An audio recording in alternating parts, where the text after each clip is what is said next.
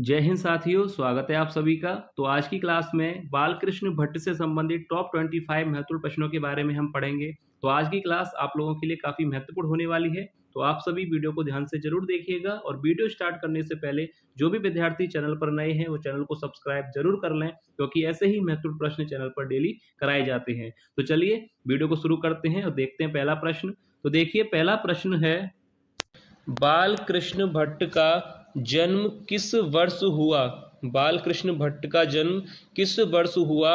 सन 1842, सन 1844, या option C सन 1845, या option D सन 1846। तो देखिए किस वर्ष बाल कृष्ण भट्ट जी का जन्म हुआ था। तो देखिए यहाँ पर राइट आंसर हो जाएगा ऑप्शन बी, यानी 1844 में बाल कृष्ण भट्ट का जन्म हुआ था। याद रखिएगा, बाल कृष्ण भट्ट का जन्म किस वर्ष हुआ था? सन 1844 में। ठीक है, अब इसके बाद अगला प्रश्न यहाँ पर दिया गया है।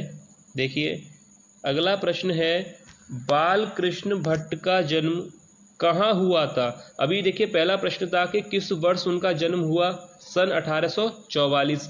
अब इसके बाद अगला प्रश्न है कि इनका जन्म कहाँ हुआ। Option A Kashi Uttar Pradesh, B Prayagraj Uttar Pradesh, C Lucknow Uttar Pradesh, या ऑप्शन डी कानपुर उत्तर प्रदेश। तो देखिए बाल कृष्ण भट्ट जी का जो जन्म है कहाँ पर हुआ था? ऑप्शन बी यहाँ पर राइट हो जाएगा, प्रयागराज उत्तर प्रदेश। याद रखिएगा, उत्तर प्रदेश राज्य के प्रयागराज में इनका जन्म हुआ था। ठीक है, याद रखिएगा। अब इसके बाद देखिए अगला प्रश्न देखते हैं। देखिए अगला प्रश्न दिया गया है, बाल कृष्ण भट्ट द्वारा किस पत्र का संपादन किया गया था? देखिए ये भी प्रश्न काफ़ी महत्वपूर्ण है कि बाल कृष्ण भट्ट ने किस पत्र का संपादन किया था। ऑप्शन ए ब्राह्मण, बी मर्यादा, सी हिंदी प्रदीप, या डी हंस। तो देखिए किस पत्र का इन्होंने संपादन किया था। तो राइट आंसर हो जाएगा ऑप्शन सी, हिंदी प्रदीप पत्र का इन्होंने संपादन किया था। याद रखिएगा, बाल कृष्ण भट्ट ने हिंदी प्रदीप पत्र का संपादन किया था। अब इसके बाद देखिए अगला प्रश्न दिया गया है। देखिए अगला प्रश्न है, हिंदी प्रदीप क्या है? ऑप्शन ए दैनिक पत्रिका, बी साप्ताहिक पत्रिका, या ऑप्शन सी मासिक पत्रिका, या ऑप्शन डी वार्षिक पत्रिका। तो देखिए हिंदी प्रदीप का संपादन किसने किया था? बालकृष्ण भट्ट ने। और ये कौन सी पत्रिका है? ऑप्शन सी यहाँ पर राइट हो जाएगा, मासिक पत्रिका। याद रखिएगा, हिंदी प्रदीप पत्र का जो संपादन है बालकृष्ण भट्ट ने किया था, और ये मासिक पत्रिका है। याद रखिएगा, ऑप्शन सी यहाँ पर राइट हो जाएगा। अब इसके बाद देखिए अगला प्रश्न यहाँ पर दिया गया है। देखिए अगला प्रश्न है, हिंदी प्रदीप पत्रिका का प्रकाशन वर्ष है, यानी किस वर्ष में यह प्रकाशित हुआ था। Option A 1875, option B 1877, option C 1876, या ऑप्शन डी 1874। तो किस वर्ष में इस पत्रिका का प्रकाशन हुआ था? तो देखिए राइट आंसर हो जाएगा यहाँ पर ऑप्शन बी, 1877 में। याद रखिएगा, हिंदी प्रदीप का प्रकाशन वर्ष क्या है? 1877 में इसका प्रकाशन हुआ था। अब इसके बाद देखिए आगे यहाँ पर प्रश्न दिया गया है। देखिए अगला प्रश्न है, हिंदी प्रदीप पत्रिका का प्रकाशन स्थान है, यानी किस स्थान से यह पत्रिका प्रकाशित होती थी। Option A Kashi, B Allahabad, C Kanpur, या ऑप्शन डी लखनऊ। तो देखिए किस स्थान से इसका प्रकाशन हुआ था। राइट आंसर हो जाएगा ऑप्शन बी, यानी इलाहाबाद। इलाहाबाद या प्रयागराज, बात एक ही है। हिंदी प्रदीप पत्र का प्रकाशन कहाँ हुआ था? प्रयागराज से। ठीक है, याद रखिएगा, ऑप्शन बी यहाँ पर राइट हो जाएगा। अब इसके बाद देखिए अगला प्रश्न यहाँ पर दिया गया है। देखिए अगला प्रश्न है, नूतन ब्रह्मचारी किसका उपन्यास है? नूतन ब्रह्मचारी किसका उपन्यास है? Option A doctor Ramkumar Verma, B Acharya Ramchandra Shukla, C Balkrishna Bhatt, या डी रामविलास शर्मा। तो देखिए नूतन ब्रह्मचारी किसका उपन्यास है?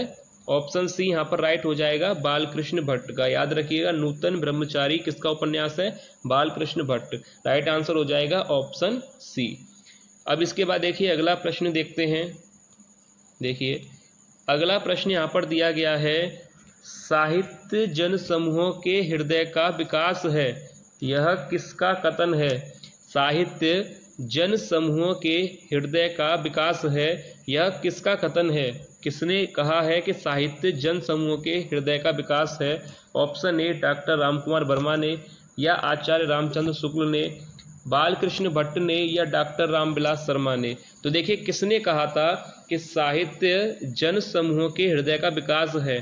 तो देखिए अगर ये कथन आता है तो याद रखिएगा ये किसने कहा था। राइट आंसर हो जाएगा ऑप्शन सी, बालकृष्ण भट्ट। याद रखिएगा ऑप्शन सी यहाँ पर राइट होगा। बालकृष्ण भट्ट ने यह कथन कहा था कि साहित्य जो है जन समूह के हृदय का विकास है। अब इसके बाद देखिए अगला प्रश्न देखते हैं। देखिए अगला प्रश्न यहाँ पर दिया गया है, बालकृष्ण भट्ट का प्रहसन नाटक है। ऑप्शन ए बाल विवाह, नल दमयंती स्वयंवर, नूतन ब्रह्मचारी, या रेल का विकट खेल। बालकृष्ण भट्ट का प्रहसन नाटक है। तो देखिए राइट आंसर क्या होगा? इन चार ऑप्शन से कौन सा ऑप्शन जो है सही है? तो देखिए राइट आंसर है ऑप्शन डी, रेल का विकट खेल, जो कि बालकृष्ण भट्ट का प्रहसन नाटक है। याद रखिएगा। अब इसके बाद देखिए अगला प्रश्न देखते हैं। देखिए अगला प्रश्न दिया गया है, बालकृष्ण भट्ट का यात्रा वृतांत है।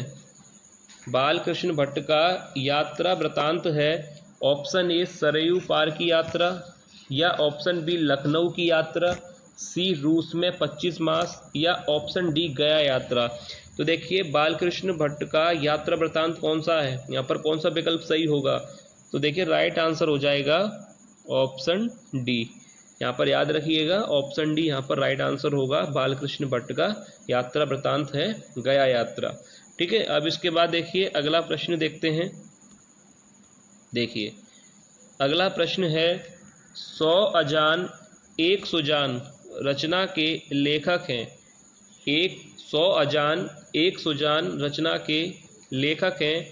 ऑप्शन ए आचार्य रामचंद्र शुक्ल, रामवृक्ष बैनीपुरी, बालकृष्ण भट्ट, या रामधारी सिंह दिनकर।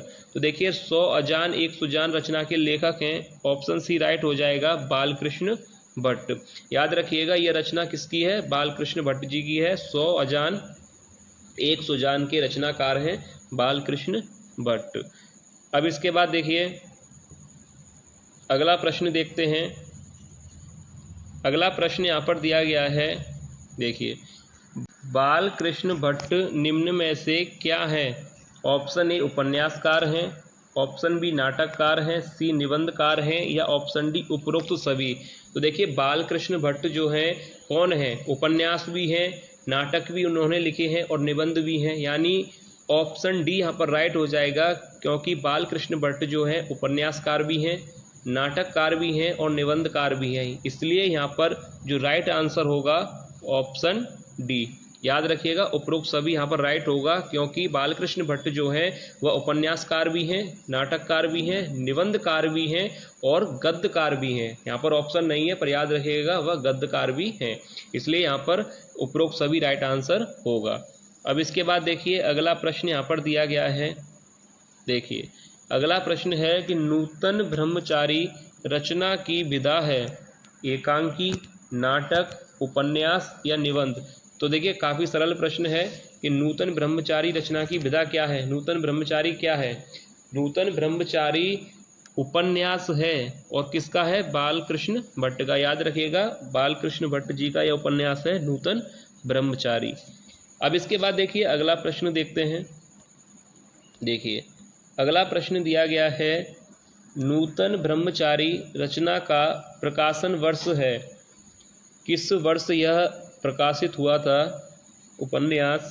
ऑप्शन ए सन 1885, सन 1886, या सन 1887, या सन 1888। तो देखिए किस वर्ष में इसका प्रकाशन हुआ था? तो देखिए राइट आंसर हो जाएगा ऑप्शन बी। ऑप्शन बी यहाँ पर राइट होगा कि सन 1886 में नूतन ब्रह्मचारी उपन्यास का प्रकाशन हुआ था। याद रखिएगा। और रचनाकार आपको पता है कौन है? बालकृष्ण भट्ट। अब इसके बाद अगला प्रश्न यहाँ पर दिया गया है। देखिए अगला प्रश्न है कि हिंदी का मोंटेन किसे कहा जाता है? ऑप्शन ए रामचंद्र शुक्ल को, रामधारी सिंह दिनकर को, रामवृक्ष बेनीपुरी को या बालकृष्ण भट्ट को। तो देखिए किसको कहा जाता है हिंदी का माउंटेन, तो याद रखिएगा ऑप्शन डी यहाँ पर राइट हो जाएगा, बालकृष्ण भट्ट को हिंदी का माउंटेन कहा जाता है, याद रखिए। अब देखिए अगला प्रश्न दिया गया है कि बालकृष्ण भट्ट को हिंदी का स्टील किसने कहा है। ऑप्शन ए आचार्य हजारी प्रसाद द्विवेदी, या ऑप्शन बी आचार्य महावीर प्रसाद द्विवेदी, या ऑप्शन सी आचार्य रामचंद्र शुक्ल, या ऑप्शन डी रामधारी सिंह दिनकर। तो देखिए किसने बालकृष्ण भट्ट को हिंदी का स्टील कहा था। अगर यह प्रश्न आप लोगों के एग्जाम में आता है तो याद रखिएगा इसका राइट आंसर होगा ऑप्शन सी आचार्य रामचंद्र शुक्ल। याद रखिएगा आचार्य रामचंद्र शुक्ल ने ही बालकृष्ण भट्ट को हिंदी का स्टील कहा है। तो यहाँ पर राइट आंसर हो जाएगा ऑप्शन सी। अब देखिए इसके बाद अगला प्रश्न देखते हैं। देखिए अगला प्रश्न यहाँ पर दिया गया है, बालकृष्ण भट्ट किस युग के लेखक हैं। बालकृष्ण भट्ट किस युग के लेखक हैं।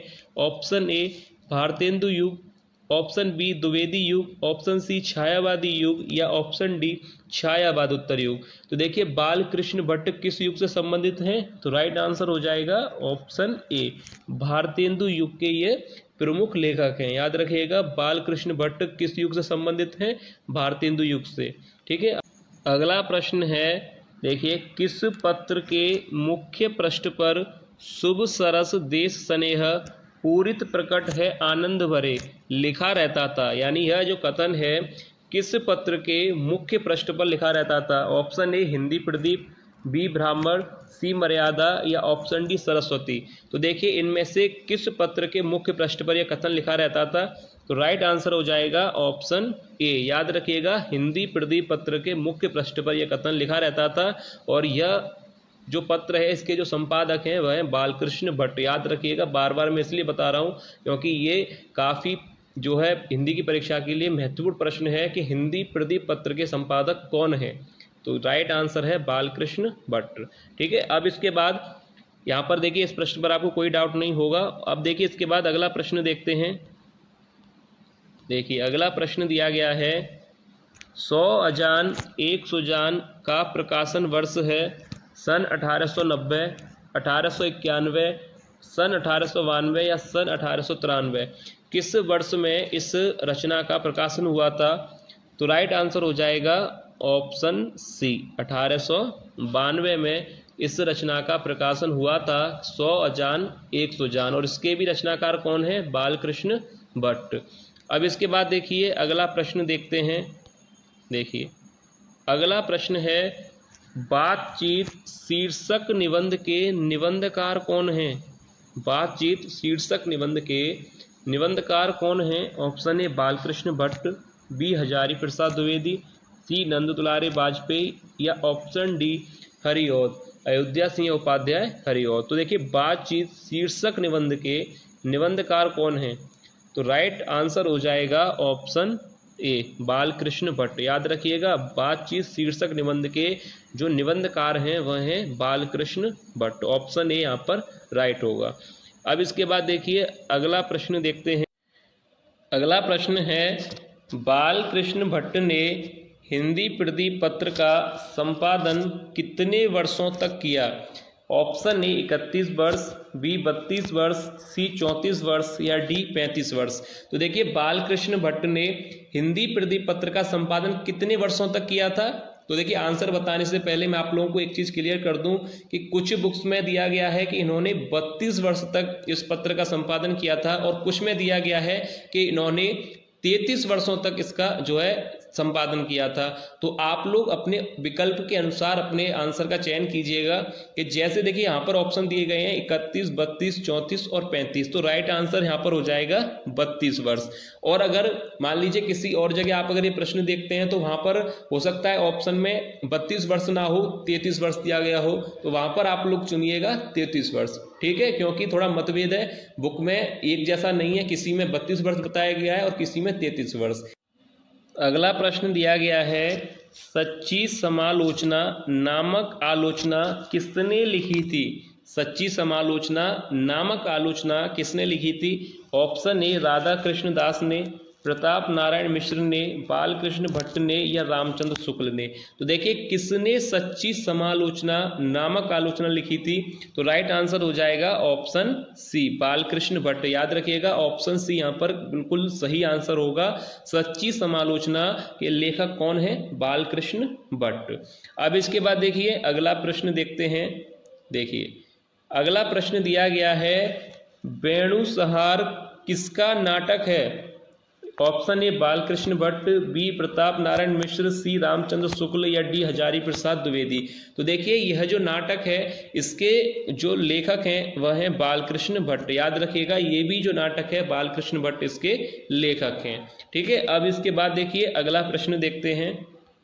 देखिए अगला प्रश्न दिया गया है, बालकृष्ण भट्ट की रचना नहीं है, बालकृष्ण भट्ट की रचना नहीं है 100 अजान 100 जान, नूतन ब्रह्मचारी, दमयंती स्वयंवर या कुटज? तो देखिए इसमें से कौन सी रचना बालकृष्ण भट्ट की नहीं है?